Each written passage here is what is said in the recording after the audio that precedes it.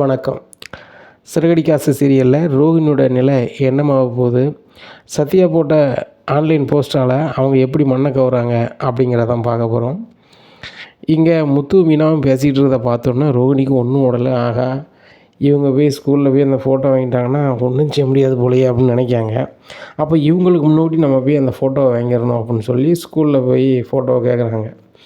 இந்த மாதிரி என் பையனை எங்கள் அம்மா எடுத்த ஃபோட்டோ வேணும் அப்படிங்கும்போது, எதுக்கு மேடம் கேட்குறீங்க, இப்போது எதுக்கு உங்களுக்கு அப்படின்னு கேட்குறாங்க. நான் தானே ஃபோட்டோ கொடுத்தேன், நீங்கள் தாங்க அப்படிங்கும்போது, மேடம் எங்கள் பள்ளிக்கூடத்துலேருந்து வாங்கி வச்சுருக்க சொன்னாங்க, வாங்கி வச்சாச்சு, அந்த ஃபோட்டோவை காங்கலை மேடம் அப்படிங்கிறாங்க. காங்கலையா அப்படிங்கிறாங்க. நல்லா தேடி பாருங்கள் அப்படிங்கிறாங்க. தேடி பார்க்குறாங்க, ஃபோட்டோவை காணலை. ரோகிணிக்கு ரொம்ப சந்தோஷம். சரி மேடம் நான் கிளம்புறேன்னு சொல்லிட்டு வந்துடுறாங்க. முத்து மீனா வந்து கேட்பாங்க, ஃபோட்டோ இருக்காதுல்ல பரவாயில்ல அப்படின்னு சொல்லி சிரிச்சிட்டே வீட்டுக்கு போயிடுறாங்க. அப்போது மீனாவும் முத்தும் மறுபடி நைட்டு பேசுகிறாங்கங்க. நாளைக்கு காலையிலே போய் கிறிஷோட பாட்டி ஃபோட்டோவை போய் நீங்கள் பள்ளிக்கூடத்தில் வாங்கன்னு சொன்னீங்களா, வாங்கிடுவீங்களா அப்படிங்கும்போது, ஆமாம் அப்பாவையும் கிறிஷையும் கொண்டு விடுவோம்ல, விட்டுட்டு நான் போய் வாங்கிட்டு வரேன் அப்படிங்கிறாங்க. சரிங்க அப்படிங்கிறாங்க. இங்கே ரோகிணிக்கு பயங்கர சந்தோஷம். அங்கே ஃபோட்டோவே இல்லை. இவங்க போய் வாங்கி கிறிஷோட அம்மா யார், கிறிஷோட பாட்டி ஃபோட்டோ எங்கே அப்படின்னு பார்க்க போகிறவங்க அப்படின்னு சொல்லி மனசுக்குள்ளே சிரிச்சுக்கிடுவாங்க. இங்கே அன்றைய பொழுது விடியுது. விடிஞ்சோடனே முத்து அண்ணாமல்கிட்ட சொல்லுதாங்க, இப்போ இன்றைக்கி உங்களையும் கிறிஷையும் கொண்டு விட்டுட்டு கிறிஷோட பாட்டி ஃபோட்டோவை வேணும்பா அப்படிங்கும்போது, சரி நானும் வரேன் அப்படின்னு சொல்லி 3 பேருமே பள்ளிக்கூடத்துக்கு போகிறாவா. போனோன்னா ஆஃபீஸில் போய் கிறிஷோட ஃபோட்டோ வேணும், அவங்க பாட்டியும் அவங்க அம்மாவும் சேர்ந்துருக்கு ஃபோட்டோ வேணும் அப்படிங்கிறாங்க. இதை கேட்ட ஆஃபீஸில் உள்ளவங்க ரொம்ப ஷாக்காகிறாங்க. உடனே என்னம்மா அப்படின்னு சொல்லி அண்ணாமலை கேட்குறாங்க. இல்லைங்க, நேற்று ஒரு பொம்பளையால் வந்துச்சு, நான் தான் கிறிஷோட அம்மா, கிறிஷு கூட இருக்கிற ஃபோட்டோ வேணும் அப்படின்னு கேட்டது. நானும் அங்கங்கே தேடி பார்த்தேன், காணலை அப்படிங்கன்னா முத்து பயங்கர ஷாக்காகிறாரு. என்னது, கிறிஷோட அம்மா வந்தாங்களா அப்படிங்கிறாங்க. அவங்க ஃபாரினில் இருக்காங்க அப்படிங்கிறாங்க. ஒன்றும் இல்லைங்க, அவங்க லோக்கலில் தான் இருக்குன்னு சொன்னாங்க. அதுபோக அவங்க ஒன்றா இருக்கிற மாதிரி ஃபோட்டோ அவங்ககிட்ட இல்லையா, எனக்கு தேவைப்படுதுன்னு வந்து கேட்டாங்க. நான் தர முடியாதமான்னு சொல்லும் போது, நீங்கள் தேடி பாருங்கள், எனக்கு வேணும், நான் கூட ஒரு காப்பி எடுத்துகிட்டு கொண்டு தரேன் அப்படின்னு சொன்னாங்க. சரி ரைட்டு அப்படின்னு சொல்லிட்டு நானும் தேடி பார்த்தேன், இல்லைங்க அப்படிங்கும்போது முத்துக்கு ஒன்றும் ஓடலை. என்னப்பா இவங்க இப்படி சொல்கிறாங்க அப்படிங்கும்போது, சரி வெளியே போய் பேசிக்கலாம் அப்படின்னு சொல்லிட்டு முத்தை கூப்பிட்டுட்டே, கிறிஷோட அம்மா வந்து வெளியில் தானடா இருக்குன்னு சொல்லி அந்த அம்மா சொன்னதாக சொன்னேன், இப்போ அவங்க அம்மா இங்கே தான் இருக்காங்கன்னு சொல்கிறாங்க. கிறிஷ் என்னடா அப்படின்னு கேட்குறாங்க. தாத்தா எனக்கு ஒன்றும் தெரியாது, எங்கள் அம்மா வந்து எங்கே இருந்தோ வருவாங்க, ஆனால் எப்போவும் அதான் வந்து நீ பார்ப்பாங்க அப்படி இப்படின்னு சமாளிக்கிறான். உடனே சரிடா நீ கிளாஸில் இரு அப்படின்னு சொல்லிட்டு, எப்போ நான் போயிட்டு வரேன் அப்படிங்கிறாங்க. எனக்கே குழப்பமாக தான் இருக்குது, இரு நான் வரேன் அப்படின்னு சொல்லிட்டு ஆஃபீஸில் போய் சொல்லிட்டு, நான் இன்றைக்கி லீவ் சார் அப்படின்னு சொல்லிட்டு முத்து கூட வராரு. முத்து சாயந்தரம் வந்து கிறிஷை கூப்பிட்டுக்குறோம். என்னடா இவங்க இப்படி சொல்கிறாங்க, எனக்கு ரொம்ப குழப்பமாக இருக்குது, கிறிஷோட அம்மா அப்போ லோக்கலில் தான் இருக்காங்களா, அப்போ கிறிஷோட அம்மா யாருன்னு தெரியணும்ல அப்படிங்கிறாங்க. அவன்கிட்ட தான் ஃபோட்டோ இல்லைன்னு சொல்கிறானப்பா அப்படிங்கிறாங்க. இப்போ இதுக்கு ஒரே வழி என்ன பண்ணலாம்ப்பா அப்படிங்கிறாங்க. சரி யோசிப்போம் வா அப்படின்னு சொல்லி வீட்டுக்கு போகிறாங்க. வீட்டில் போய் மீனாட்ட சொல்கிறாங்க. மீனாவுக்கு ஒன்றும் ஓடலை. இங்கே விஜயா பயங்கரமாக சிரிக்கிறாங்க.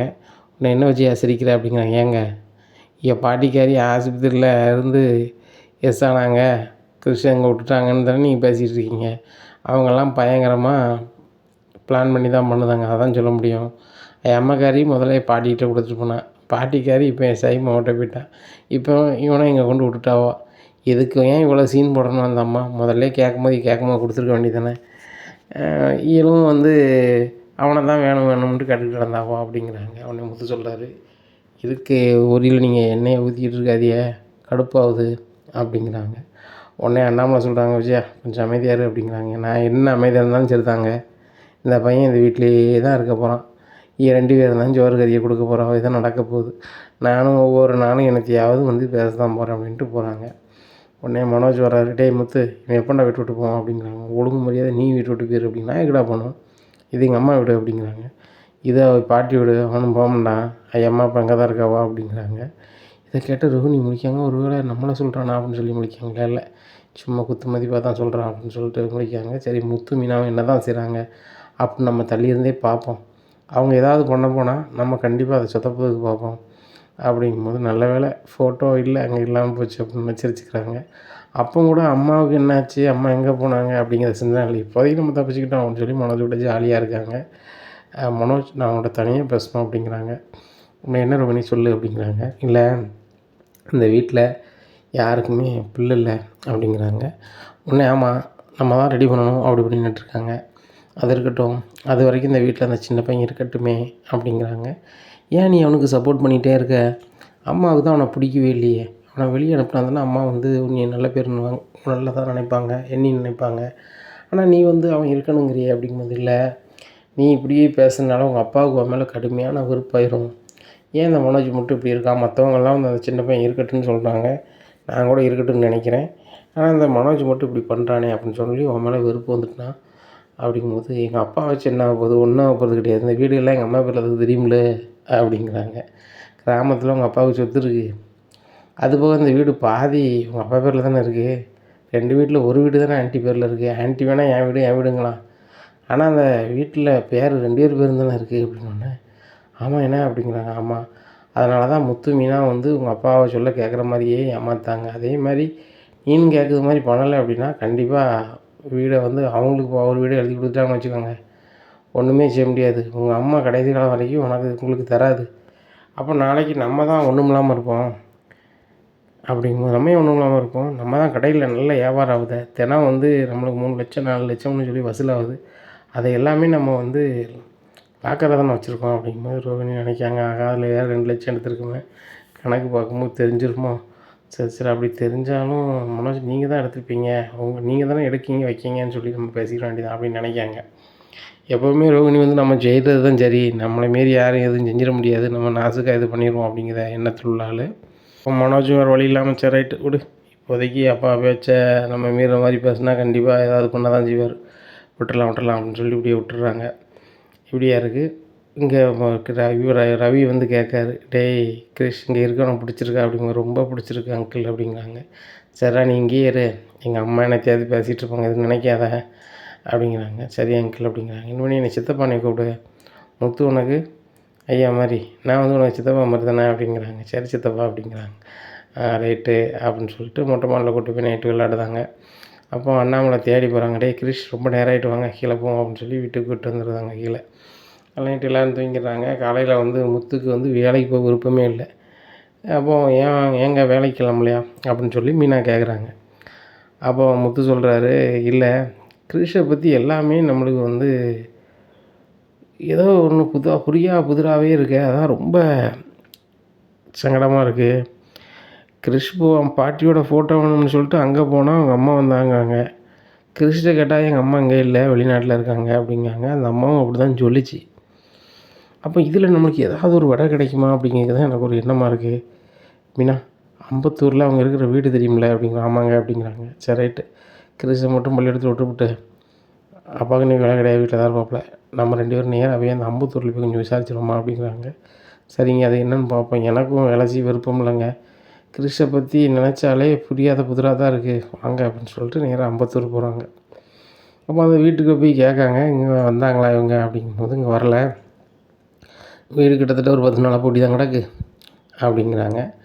அப்படியா அப்படின்னு சொல்லிட்டு, இந்த வீட்டு ஓனர் வீடு எங்கே இருக்குது அப்படிங்கிறாங்க. இதில் வந்து 4 வீடு தள்ளி 2 பெரிய வீடு இருக்கும், அதில் வீடு அப்படிங்கிறாங்க. இவங்க தேடி போய் ஐயா வணக்கம் அப்படிங்கிறாங்க. தம்பி உங்களை யாருன்னு எனக்கு தெரியலையே அப்படிங்கிறாங்க. என்னாச்சு உங்களுக்கு எனக்கு தெரியலை அப்படிங்கிறாங்க.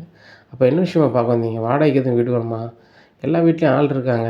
ஒரு வீட்டில் ஒரு அம்மா வந்து போன மாதம் வாடகை தரல, இந்த மாதம் 10 நாள் ஆகி போச்சு, வீடு அடைச்சே கிடக்கு, அட்வான்ஸில் தான் கழிக்கணும்னு நினச்சிட்டு இருக்கேன், அந்த அம்மாட்ட என்னென்னு கேட்டுட்டு நான் உங்களுக்கு வீடு தரேன் அப்படிங்கும்போது, ஐயா அதை சம்மந்தமாக தான் உங்கள்கிட்ட பேச வந்திருக்கோம் அப்படிங்கிறாங்க.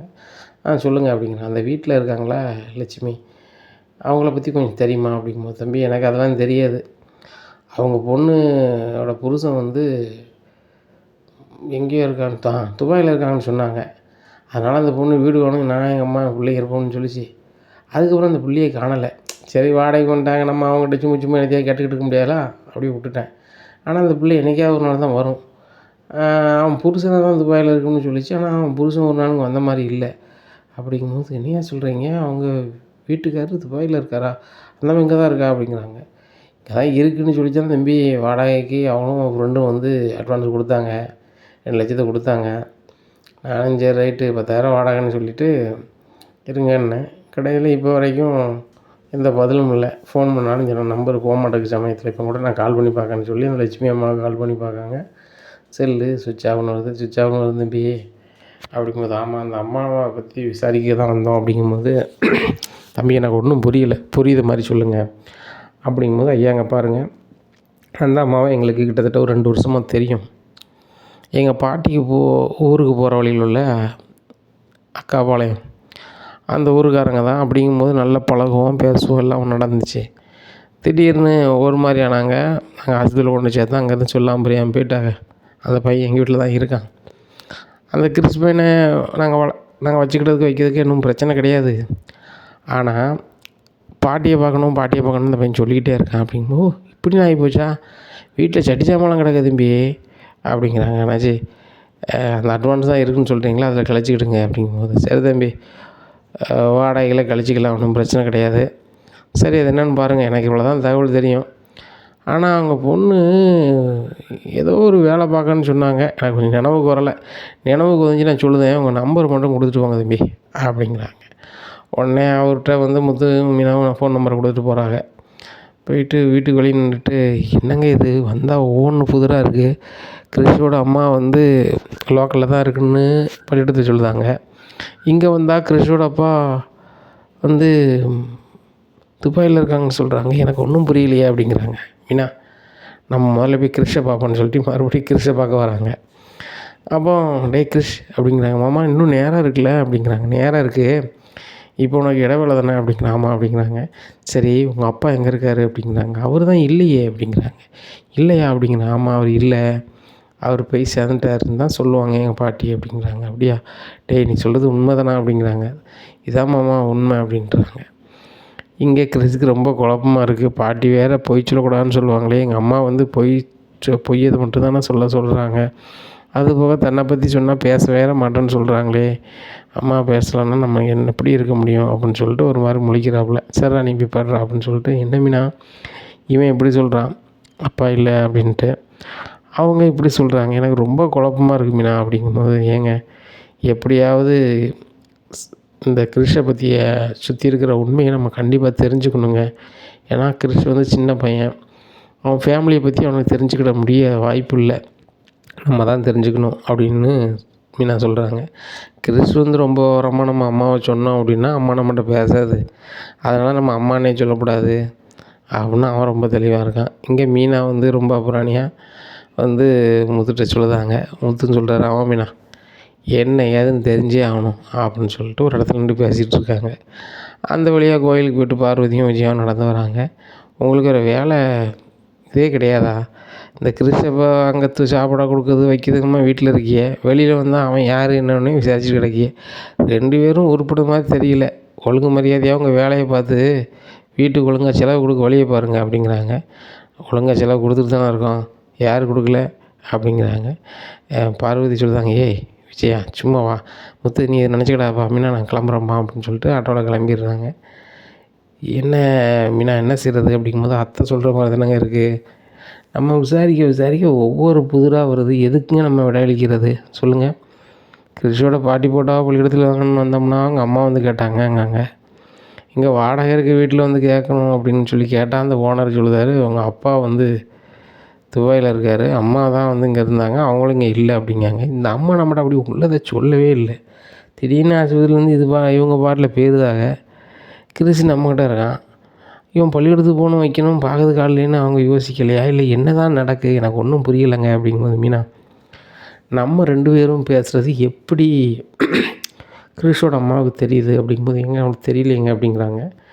இங்கே பாரு மீனா, நம்ம வீட்டில் பேசினோம் போட்டாவாக வாங்கணும்னு, அதுக்கு முடியும் போட்டா வாங்கியிருக்குது, இப்படிலாம் இருக்குதே அப்படிங்கும்போது, எனக்கே ரொம்ப குழப்பமாக இருக்குங்க, இதுக்கு ஒரே வழி தாங்க அப்படிங்கிறாங்க. என்ன அப்படிங்கிறாங்க, சத்யா ஒன்று சொன்னாமுங்க, அந்த கிறிஸ்டோட பாட்டி போட்டால் இருந்தால் கொண்டாங்க, தெரிஞ்சவங்ககிட்டலாம் வந்து கேட்போம், அதுபோக ஆன்லைனில் நம்ம ஒரு போஸ்ட் ரெடி பண்ணால் கண்டிப்பாக அதை பார்த்துட்டு யாராவது நம்மளை தொடர்பு கொள்வாங்க, அப்படி தொடர்பு கொள்ளையில் அவங்க எங்கே இருக்காங்க எது இருக்காங்கன்னு தெரிஞ்சிடும், அவங்க நிலை அறியும் அப்படின்னு சொன்னான். அப்படிங்கும்போது மீனா அதுக்கு தான் அவங்க ஃபோட்டோ இல்லையே அப்படிங்கிறாங்க. அவங்க ஃபோட்டோ இல்லைன்னா என்னங்க, கிறிஸ் ஃபோட்டோவை கொடுத்து என்னோடய பாட்டி யாரும் பார்த்தீங்கன்னா சொல்லுங்கள் அப்படிங்கும்போது, கண்டிப்பாக இவங்க சொந்தக்காரங்க தெரிஞ்சவங்க அறிஞ்சவங்க சொல்லுவாங்கள்ல அப்படிங்கிறாங்க. மீனா இது சூப்பர் மீனா அப்படிங்கிறாங்க. அப்போ நம்ம வீட்டு அட்ரஸை போட்டு நம்ம கேட்போம், நம்மளுக்கு இதை பற்றி தெரியாது. சத்யாட்ட போய் இதை சொல்லுவோமா அப்படிங்கிறாங்க. கண்டிப்பாங்க வாங்க அப்படின்னு சொல்லி நேராக சத்யாட்ட போகிறாங்க. டேய் சத்யா அப்படிங்கிறாங்க. என்னக்கா அந்த கிறிஸோட அம்மா பாட்டி போட்டோவை ரெடி பண்ணிட்டீங்களா அப்படிங்கும்போது, டேய் அது ரெடியாகலடா, அதை ரெடி பண்ணலான்னு அங்கங்கே போனால் நிறைய புரியாத புதிராக வருது அப்படின்னு சொல்லி இதெல்லாம் சொல்கிறாங்க. சொன்னேக்கா நீ சொல்கிறத பார்த்தா எனக்கே தலை சுற்றுதுக்கா, நீங்கள் 2 பேரும் எப்படி காலையிலே இதே ஜோலியாக அலைவீங்க அப்படிங்கும்போது எனக்கு வேறு வழி தெரில எங்களுக்கு. கிறிஸ் எப்போ பார்த்தாலும் பாட்டியை பார்க்கணுங்க. அதுபோக அந்த அம்மா வேறு வயசாகி போச்சு, பார்க்க ஆள் கிடையாது, உடம்புக்கு வேறு சரி கிடையாது. அவங்க என்னானாங்க ஏதானாங்கன்னு தெரியல.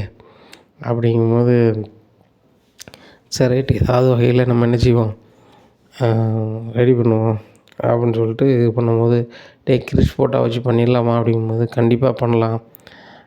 இப்போ உள்ள ஃபோட்டோ மட்டும் செட் ஆகுமான்னு தெரில. அதனால் கிறிஸுக்கிட்ட பழைய ஃபோட்டோ எதுவும் இருக்கா வைக்கா அப்படின்னு சொல்லி கேட்கணும் அப்படிங்கிறாங்க. சரி நாங்கள் நீங்கள் பள்ளிக்கூடத்துலேருந்து கூப்பிட்டு வந்த பிறகு கேட்கோம் அப்படின்ட்டு வீட்டுக்கு வராங்க. வீட்டுக்கு வந்தோன்னே கிறிஸ்கிட்ட கேட்காங்க, கிறிஸே உன்னோட ஃபோட்டோ பழைய ஃபோட்டோலாம் வச்சுருக்கியா அப்படின்னோடனே கிறிஸ் முழிக்கான். ஏன்னா அம்பத்தூர் வீட்டில் பழைய ஃபோட்டோலேருந்து எல்லாமே இருக்குது. உடனே இல்லை அங்கிள் எல்லாமே பாட்டிக்கு தான் தெரியும், எனக்கு தெரியாது அப்படிங்கிறாங்க.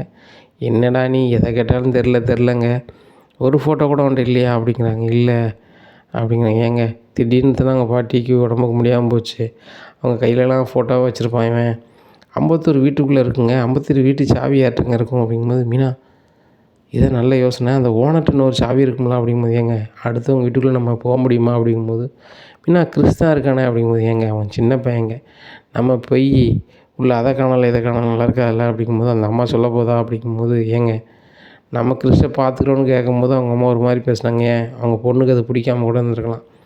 இப்போ நம்ம போய் அந்த வீட்டுக்குள்ளே என்ன இருக்குன்னு பார்க்க அவங்க பொண்ணு ஒரு வேளை தெரிஞ்சு வந்துக்கிட்டு எப்படி எங்கள் வீட்டுக்குள்ளே போகலான்னா நம்ம ஒன்றும் பண்ண முடியாதுங்க, இது வேறு மாதிரி தான் டீல் பண்ணணும் அப்படிங்கும்போது, மீனா இப்போ என்ன பண்ணுறது அப்படின்ட்டு பேசிகிட்டு இருக்கும்போது இங்கே ரோகிணி இவங்க என்ன பேசுகிறாங்க ஏது பேசுகிறாங்கன்னு பார்க்குறாங்க. இவங்க எங்கெல்லாம் போகிறாங்கிறாங்களோ அங்கெல்லாம் போய் நம்மளால் முடிஞ்சதை இவங்களுக்கு எந்த ஆதாரமும் கிடைக்க விடாத அளவுக்கு பண்ணணும் அப்படின்னு நினைக்காங்க. ஆனால் ரோகிணி நினைக்கிது ஒரு காலமும் நடக்க போகிறதில்ல. தப்பு செய்கிறவங்க கொஞ்ச நாள் ஏமாற்றலாம், ஆனால் நிரந்தரமாக தப்ப முடியாதுல்ல. அது தெரியாத ரோகிணி டக்காலிட்டி பண்ணிகிட்ருக்காங்க. இங்கே கிறிஸ் ரோகிணியே பார்க்காங்க. ரோகிணி தலையை காட்டுதாங்க. இங்கே பாரு அவங்க என்ன கேட்டாலும் சொல்லிடாத அப்படின்னு சொல்லிட்டு, சரிம்மா அப்படின்னு சொல்லி இங்கேருந்து மண்டையாட்டுறான். சரிடா கிறிஸ் சாப்பிடு அப்படின்னு சொல்லிட்டு, பின்னா அவருக்கே போக முடியலையே, கிறிஸை பற்றியே தான் நினப்பா இருக்குது அப்படிங்கும்போது, ஏங்க கிறிஸ் நம்மளுக்கு ஒன்றும் சுமையாக இல்லையே அப்படிங்கும்போது, அப்படிலாம் ஒன்றும் இல்லை, அவன் பாட்டியை கேட்காமலா அப்படிங்கும்போது, அங்கிள் அப்படிங்கிறாங்க. ரோகிணி சொல்லி கொடுத்தத செய்கையில் சொல்லி கொடுத்தத இங்கே பேசுகிறாங்க. உடனே என்னடா அப்படிங்கிறாங்க. ஒன்றும் இல்லை, இனிமேல் நான் பாட்டியை கேட்க மாட்டேன், நீங்கள் சங்கடப்படாதீங்க, உங்கள் வேலையை நீங்கள் பாருங்கள் அப்படிங்கிறாங்க. டேய் பெரிய மனுஷன் மாதிரி பேசாத, எப்படியும் உங்கள் பாட்டியை பார்க்க முடியலையா வைக்கலேன்னு சொல்லி உனக்கு கொஞ்சம் வருத்தம் இருக்க தான் செய்யும், அதை நான் சரி பண்ணிடும்டா. உங்கள் பாட்டி போட்டால் மட்டும் இருந்துச்சுன்னா எனக்கு தெரிஞ்ச டிரைவர் நிறைய இருக்காங்க, குரூப்பில் ரெடி பண்ணி கொடுத்து அவங்ககிட்ட எல்லார்ட்டையும் இவங்களை பார்த்தீங்களா கண்டிப்பாக யாராவது ஒரு ஆள் பார்த்துருப்பாங்க. அது போக ஆஸ்பத்திரி பக்கத்தில் ஆட்டோக்காரங்க ஃபோட்டோ மட்டும் கொண்டு வாங்கினாங்க, ஏதோ ஒரு வகையில் ஃபோட்டோ கிடச்சா போதும்டா. டேய் கிறிஸ் வேறு எங்கேயாவது ஏதாவது ஃபங்க்ஷனுக்கு எங்கேயாவது போயிருக்கீங்களா வச்சுருக்கீங்களா அப்படிங்கும்போது, இல்லை அங்கிள் அப்படிங்கிறாங்க. உடனே அப்போந்தான் முத்துக்கு ஒரு நினைவு வருது. மீனா அப்படிங்கிறாங்க. என்ன அப்படிங்கிறாங்க, நம்ம வீட்டு விஷயத்தில் அவங்க இருக்காங்களா இல்லையோ அப்படிங்கும்போது, நம்ம வீட்டு விஷயத்தில் எனக்கு நினைவு இல்லையாங்க அப்படிங்கிறாங்க. சரி ரைட்டு சுருதி ரவி நான் கூப்பிட்றேன்னு சொல்லிட்டு சுருதி ரவியும் கூப்பிட்றாங்க. அவங்க வந்துடுறாங்க. டேய் ரவி, இவங்க பாட்டி ஃபோட்டோவை எங்கே போனாலும் கலெக்ட் பண்ண முடியல, இவங்க ஃபேமிலியில் உள்ள ஃபோட்டோ யார் ஃபோட்டோவும் இல்லை, சின்ன பையன் ஃபோட்டோவை நம்ம போட்டால் நல்லா இருக்குமான்னு தெரில அப்படிங்கும்போது, ஆமாடா அதெல்லாம் போடக்கூடாது, சின்ன பையன் போட்டால் அது பெரிய அது தேவையில்லை, பெரியவங்க ஃபோட்டோ தான் வேணும். சுருதி நம்ம வீட்டு ஃபங்க்ஷனில் எதையும் வந்திருக்காங்களா அப்படிங்கும்போது, எல்லா ஃபங்க்ஷனுக்கும் வந்திருக்காங்க, இடையில கூட அவங்க வந்திருந்தாங்க, ஏதோ ஃபங்க்ஷன் நம்ம வீட்டில் நடந்துச்சுல்ல அப்படி இப்படின்னுட்டு இருக்காங்க. அப்போ எல்லாத்தையுமே நீ ஃபோட்டோ எடுப்புலா சுருதி அப்படிங்க. ஆமாம் அப்படிங்கிறாங்க. அவங்க செல்லில் தேடி பார்ப்போம் அப்படின்னு சொல்லி தேடுதாங்க. தேடும் போது அதில் கரெக்டாக அந்த கிறிஷோட பாட்டி போட்டால் யார்கிட்ட இருக்குது, சுருதியோட செல்லில் இருக்குது. இதை பார்த்துட்டு டேய் முத்து ஃபோட்டோ கிடச்சிட்டடா அப்படிங்கிறாங்க. டேய் சூப்பரா பலகுரல், இதுதான் நீ விவரமான ஆளுங்கிறத இதில் நிரூபிச்சிருக்க, கொண்டா அப்படின்னு சொல்லி அந்த ஃபோட்டோ வாங்குதாங்க. வாங்கிட்டு டேய் ரவி எப்படியாவது இந்த ஃபோட்டோவை வச்சு கிறிஷோட பாட்டி எங்கே இருக்குது எதற்குன்னு தெரியணும்டா அப்படிங்கிறாங்க. இங்கே ரோகிணிக்கு தட்டு கலந்து போகுது. ஆஹா, முடிஞ்சு போச்சு போலுங்க, எங்கள் அம்மா ஃபோட்டோ கிடச்சி விட்ட. இப்போ இதை வச்சு எங்கள் அம்மா எங்கே இருக்காவோ எது இருக்காவோன்னு தெரிஞ்சிட்டுனா ஒன்றும் பிரச்சனை இல்லை. ஆனால் என்னை பற்றி உண்மையை தெரிஞ்சிருமே அப்படின்னு சொல்லி, அப்போது எங்கள் அம்மா எங்கே இருக்குது நம்மளுக்கு அதுக்கு முன்னாடி தெரியணுமேன்னு சொல்லி கிராமத்தில் உள்ளவங்களுக்கு எல்லாருக்கும் ஃபோன் பண்ணிக்கிட்டே இருக்காங்க. இங்கே மனோஜ் நல்லா தூங்கிட்டு இருக்காரு. ரோஹினி யாருக்கு ஃபோன் பண்ணுதாங்க என்ன பண்ணுவாங்க எதுவுமே அவங்களுக்கு முக்கியம் இல்லை. நம்ம பெரிய தொழில் இது பேர் உழைச்சிட்டு வந்தாச்சு ரெஸ்ட் எடுக்கணும். அவர் வாரில் தூங்கிட்டு இருக்காரு. ரோஹினி விடிய சொந்தக்காரங்க ஃபோன் பண்ணுதாங்க, அவங்களும் தூங்கி விடுதாங்க. விடிய கிழமையும் அவ்வளோ பேர் ரோஹினிக்கு ஃபோன் பண்ணி என்னாச்சு நைட்டு அவ்வளோ கால் பண்ணியிருக்கீங்க என்ன அப்படிங்கிறாங்க. ஒன்றும் இல்லை, எங்கள் அம்மா வந்தாங்களான்னு கேட்குறாங்க. உங்கள் அம்மா இந்த பக்கமாக வரல, நீ தான் மெட்ராஸில் வச்சு பார்த்துட்டு தான் வச்சுட்டு தான் கூப்பிட்டு போனேன், இப்போ எதுக்கு நீ ஃபோன் பண்ணிக்கிட்டு இருக்க, அப்போ எங்கே தான் போனாவோ அப்படிங்கிறாங்க. இல்லை அவங்க என் மேலே கோவப்பட்டு டபார்னு வீட்டை விட்டு போயிட்டாங்க, எங்கே போனாங்கன்னு தெரில அப்படிங்க. ஏன் இப்படி சொல்லுது இப்படின்னு சொல்லிட்டு சொந்தக்காரங்க ஃபோனை வச்சிடுறாங்க. இப்படியே இருக்குது. இந்த சூழ்நிலையில் என்ன பண்ணுறது, நம்ம அம்மா எங்கே போனாங்கன்னு தெரியலையே. தெரிஞ்சிச்சின்னா அந்த முத்து மீனா பார்க்கறதுக்கு முன்னாடி நம்ம பார்த்தியம்மா நீ சீக்கிரம் வீட்டுக்கு வந்துட்டு கிறிஷை கூட்டி போய் பிரச்சனை முடிஞ்சதுன்னு பார்த்தா என்ன பண்ணுறதுன்னு ஒன்றும் புரியலையே அப்படின்னு சொல்லி நினைக்காங்க. இங்கே ரோகிணியோட அம்மா எங்கே போயிருக்காங்கன்னா வித்யா வீட்டுக்கு, என் அம்மா வீட்டுக்கு அங்கே போயிருக்காங்க. அங்கே போய் அழுகுதாங்க. ரோகிணி உள்ளதே சொல்ல மாட்டாங்க, தனக்கு ஒரு பையன் இருக்கான் வைக்கான்னு சொல்ல மாட்டாங்க. உங்கள் அம்மா வித்தியாலும் நானும் இவ்வளோ சொல்லி பார்த்தேன் கேட்கல. இப்போ அவங்க வீட்டில் தான் அவன் இருக்கான், இருக்குதுக்கு அங்கே இருக்க தான் பிடிச்சிருக்குங்க. எனக்கு வேறு என்ன முடிவு எடுக்க முடியும்னு எனக்கு தெரியலை. கண்டிப்பாக முத்து தம்பிக்கும் மீனா பிள்ளைக்கும் என் வீடு தெரியும், அம்பத்தூரில் வாடகை இருக்க வீடும் தெரியும், கிராமத்தில் உள்ள வீடும் தெரியும். கண்டிப்பாக 2 பக்கம் போவாங்க, நான் ஒரு பக்கம் போக முடியாது. கண்டிப்பாக நான் என் சொந்தக்கார வீட்டுக்கு போனாலும் என் அம்மாவை கல்யாணிக்கு ஃபோன் பண்ணி சொல்லிடுவோம். அப்போ நான் ஒரு பக்கம் போக இல்லாது. இப்போ என்ன பண்ணுன்னு தெரியல. அப்படிங்கும்போது ஏம்மா நீங்கள் பண்ணுறது ஒரு வகையில் சரி, ஆனால் பல வகையில் தப்புமா. உங்களை நினச்சி அந்த சின்ன பையன் ரொம்ப சங்கடப்படுவான்ல, அவன் தேடுவான்ல. அப்படிங்கும்போது தேட தான் செய்வான். என் கூட இருக்கிறத விட அந்த வீட்டில் இருக்கிறது அவனுக்கு பிடிச்சிருக்குங்க. அதுபோக அங்கே அம்மா அங்கே இருக்கா, அவளுக்கு கொஞ்சமாவது நம்ம அவன் இங்கே இருக்கானே, அவனை நம்மளோட வச்சுக்கிடணும் அப்படின்னு எண்ணமே இல்லை. அவள் வாழ்க்கை நல்லா இருக்கணும்னு சுயநலமாக இருக்கா. எனக்கு இதுக்கு மேலே வழி தெரியல. ஆனால் இந்த விஷயத்தில் இந்த முத்து தம்பியையும் மீனாவையும் தான் நான் சங்கடப்படுத்துகிறேன். அப்படிங்கும்போது நீங்கள் சொல்லும் போதே அவங்கள பார்க்கணுன்னு தோணுது. அவ்வளோ ஒரு நல்ல ஒரு கேரக்டராக இருக்காங்களே. அப்படிங்கும்போது உண்மையில் நல்ல குணம் உள்ளவங்க. அப்படி இருக்க போய் தான் அடுத்த பிள்ளைகளை இப்போ தான் பிள்ளை மாதிரி பார்க்காங்க, இல்லைன்னா யாரும் பார்த்துக்கிட மாட்டாங்க இப்போ உள்ள காலத்தில். அப்படிங்கும்போது ஆமாக்கா அது என்னமோ உண்மை தான், உங்கள் பாட்டில் இங்கே இருங்க அப்படிங்கும்போது வித்தியாட்ட கூட நீங்கள் சொல்லாதீங்க, இல்லை உங்கள் வீட்டில் இருந்தால் உங்களுக்கு எதுவும் பிரச்சனையா அப்படிங்கிறாங்க. ஒன்றும் பிரச்சனை இல்லை, நான் ஒரு ஆள் தானே இருக்கேன், என் கூட பேச்சு துணைக்கு இருங்க, ஒரு வாய் சோறு நான் பொங்கி சாப்பிடையில உங்களுக்கும் தரப்போகிறேன், இது என்ன இருக்குது அப்படின்னு சொல்லிட்டு வித்தியா அம்மாவும் சாப்பிட்றதுக்கு சோறு பொங்கி இவங்களுக்கும் சோறு பொங்கி சாப்பிட்டு இவங்கள வச்சுக்கிறாங்க. வித்யா ஃபோன் பண்ணும்போது கூட சொல்லலை. அப்போ வித்யா கிட்டே போய் ரோகிணி கேட்காங்க, எங்கள் அம்மையை பற்றி ஏதாவது தெரிஞ்சா அப்படிங்கிறாங்க. ரோகிணி உனக்கு கொஞ்சம் கூட உனக்கு கவலையே இல்லை, எப்போவுமே உன்னை பற்றி மட்டும்தாண்டி நினைப்பியாடி அப்படிங்கும்போது ஏன்டி இப்படி சொல்கிற அப்படிங்கும்போது பிறகு உங்கள் அம்மா எங்கே போனாங்க ஏது போனாங்கன்னு உனக்கு அக்கறை இல்லை, நீ மாட்டிடக்கூடாதுன்னு சொல்லி தான் விசாரிக்க தவிர்த்து வேறு ஒன்றுமே இல்லை அப்படிங்கும்போது 2ம் தாண்டி முக்கியம், எங்கள் அம்மாவும் எனக்கு வேணும், அதுபோக நானும் மாட்டிடக்கூடாதுல்ல அப்படிங்கிறாங்க.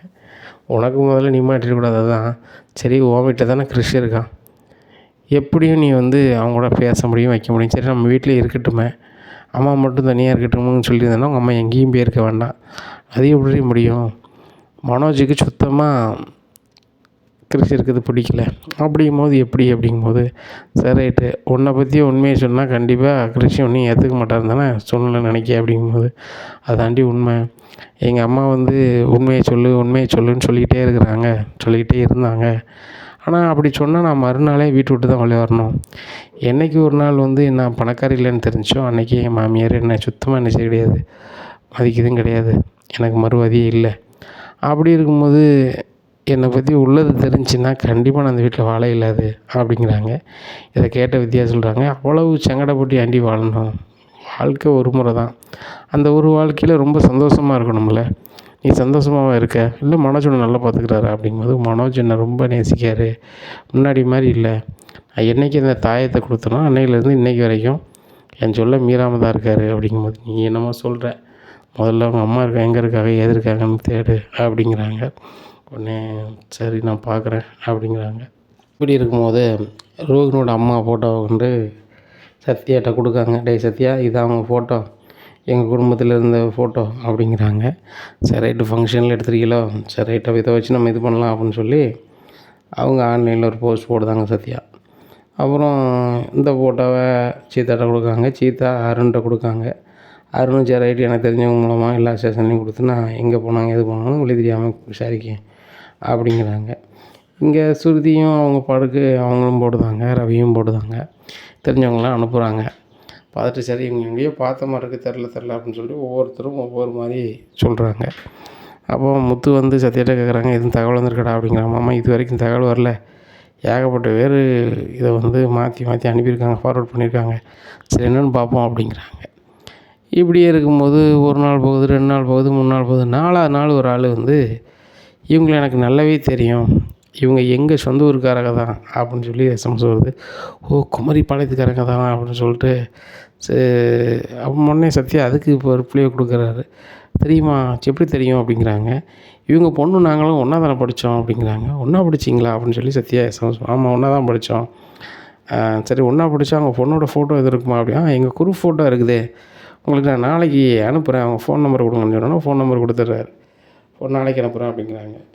இந்த விஷயத்த வந்து சத்யா வந்து பேரோட இன்னார் வந்து எங்களோட படித்தாங்க, இவங்களோட யார் இவங்க பொண்ணோட படித்தாங்களாம், அவங்க வந்து ஃபோட்டோ நாளைக்கு அனுப்புகிறேன்னு சொல்லியிருக்காங்க, என் நம்பரை வாங்கியிருக்காங்க அப்படிங்க. சூப்பரா அப்படின்னு சொல்லி வீட்டில் கூப்பிட்டு வச்சு பேசுகிறாங்க. உடனே விஜயா சொல்கிறாங்க, உங்களுக்கு வேறு வேலையே கிடையாதா, ஏன் கிறிஷோட பாட்டியை கண்டுபிடிக்கலன்னா உங்களுக்கு இதே பண்ண முடியாதா, எங்கேயாவது இவனை சொல்லி சேர்த்து விட்டு உங்கள் வேலையை பார்ப்பீங்களா, ஐயா பாட்டி யார் அம்மா யாருன்ட்டு, அவங்க 2 பேரும் இவனை வேண்டாம்னு தானே விட்டு போயிருக்காவோ, நீங்கள் மறுபடியும் விசாரிச்சு அடைக்கிய அப்படிங்கும்போது, அது இல்லை நீ அத்தனை கூப்பிட்றாத, என் வீட்டிலேருந்து பைக்கு ஆட்டையை போட்டவன் தானே, என்கிட்டேருந்து பேக்க ஆட்டையை போட்டவன் தானே அப்படிங்கும்போதேம்மா எல்லாமே வீட்டுக்கு வந்துட்டு அது தேவையில்லாமல் பேசாதே அப்படின்றபோது ரோஹினி முழிக்காங்க. என்னடா இது, என் கூட படித்து இன்னார் குரூப் ஃபோட்டோவை கொடுக்க போகிறானா அப்படின்னு சொல்லிட்டு அவன் நம்பர் எப்படியாவது வேணுமென்னு சொல்லி மறுபடியும் வித்யா கால் பண்ணாங்க. வித்யா, இந்த பையன் நம்ம கூட தானே படித்தான் அப்படிங்க. ஆமாம் நம்ம ஃப்ரெண்டு தான் அவன், நம்மளெல்லாம் பார்த்தவன் ரொம்ப நாள் ஆச்சு அப்படிங்கிறாங்க. அவன் தான் எனக்கு ஒரு ஆப்பு வைக்கான் அப்படிங்கிறாங்க. என்ன ஆப்பு அப்படிங்கிறாங்க. இந்த அம்மா வந்து எனக்கு தெரிஞ்சவங்க தான், எங்கள் பொண்ணு எங்களோட தான் படித்தவங்க, நாளைக்கு நான் ஃபோட்டோ தராங்க, அவன் நம்பரை எப்படியாவது கலெக்ட் பண்ணி கொடு, அவன் மட்டும் ஃபோட்டோ அனுப்பிட்டானே என் வாழ்க்கையே முடிஞ்சு போகும் அப்படிங்கிறாங்க. எறி பார்க்க அப்படின்னு சொல்லிட்டு நம்பரை கலெக்ட் பண்ணி கொடுத்துட்றாங்க. ரோஹினி பேசுகிறாங்க, நான் என்னாரு அப்படிங்கிறாங்க. உன்னையை தேடி தான் வந்து நிறைய போஸ்ட் போட்டுட்ருக்காங்க அப்படிங்கிறாங்க. இங்கே பாரு, நான் ஒரு இக்கட்டான சூழ்நிலையில் இருக்கேன், நம்ம குரூப் ஃபோட்டோ மட்டும் நீ கொடுத்துடாத, கொடுத்தனா நான் வேறு கதையில் சங்கடப்பட்டுருவேன், நல்லா இருப்பேன் அப்படின்னு. அப்படியா சொல்கிறேன், சரி ரைட் நான் இல்லைன்னு சொல்லிடுறேன்னு சொல்லிட்டு மறுநாள் அவர் இல்லை, தேடி பார்த்தேன் இல்லைன்றாரு. உடனே மாமா தேடி பார்த்தாங்கன்னா ஃபோட்டோ இல்லையா அப்படிங்கிறாங்க. இங்கே ரோஹினிக்கு பயங்கர சந்தோஷம், இந்த முத்து மீனாவை என்ன பண்ணாலும் நம்ம பண்ணிக்கலாம், ஒன்றும் பிரச்சனை இல்லைன்னு கூட கொஞ்சம் அவங்களுக்கு தம்பு வந்துடுது. இப்படியா இருக்குது இந்த சூழ்நிலை. 2 நாள் அப்படியே போயிட்டே இருக்குது. முத்துக்கு நிம்மதி இல்லை, மீனாவுக்கு சுத்தமாக நிம்மதி இல்லை. ஏன்னா கிறிஷ் பார்க்கும்போதெல்லாம் வாட்டமாக இருக்கான், பாட்டியை ஒன்று தான் இருந்தாலும் சின்ன பையன் நினைக்காமல, அதனால் இவங்களுக்கு சங்கடமாக இருக்குது. ரோஹினிக்கு பயங்கர சந்தோஷம், நம்ம பையன் நம்மளோட இருக்கான், சரி எங்கள் அம்மா எங்கே இருக்காங்களோ எது இருக்காங்களோ, ஆனால் நான் இப்போதைக்கு நிம்மதியாக இருக்கேன்னு நினச்சிக்கிட்டு இருக்காங்க. அங்கே ரோஹினியோட அம்மா ரொம்பவே அழுதுகிட்டு இருக்காங்க. கிருஷ்ணன் நினச்சி, ரோஹினியை பற்றி நினச்சி, நான் எங்கே போனேன் எதுன்னு நான் போனேன்னு நினச்சி 2 பேரும் சங்கடப்படுவாங்க. ஆனாலும் வேறு வழி தெரில அப்படின்னு சொல்லிட்டு இது பண்ணிகிட்டு இருக்காங்க. இப்படியா இருக்குது.